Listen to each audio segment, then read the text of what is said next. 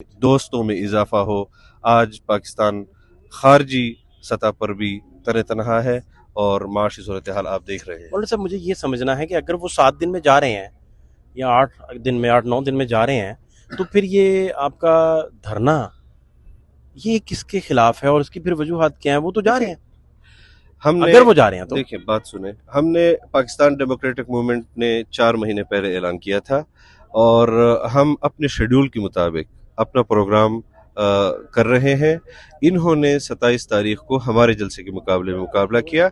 हमने उस वक्त भी इनको कहा कि आपको जलसे की ज़रूरत नहीं है। अगर आप बैनुल अक़वामी सतह पर इतने ही पॉपुलर हैं तो फिर आपकी पॉपुलैरिटी अपने मुल्क में भी होगी। आप अपने ऐवान के अंदर 172 की तादाद नहीं पूरी कर सकते और आप एतमाद खो चुके हैं, अपनी पार्टी के अंदर खो चुके हैं, तो आप पार्लियामान के अंदर अदम एतमाद की तहरीक का मुकाबला करें।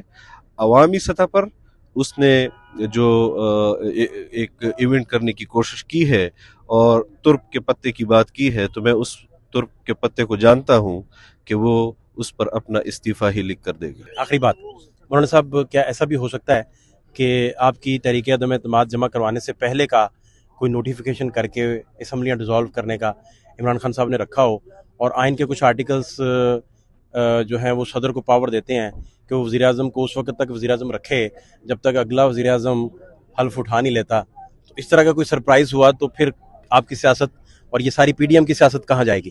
देखिए, इस हवाले से अदम एतमाद जिस दिन हमने दाखिल किया और उस वक्त इसके पास इख्तियार अब अखलाकी तौर पर तो है नहीं। अगर अदम एतमाद कल वाले इजलास में ये करारदाद ऐवान के अंदर सामने ले आते तो हम इसको सरप्राइज़ देते कि हम 172 से ज़्यादा करारदाद के हक में वोट देते और सोमवार को भी जब ये इजलास बुलाएगा तो इसको सरप्राइज़ मिलेगा।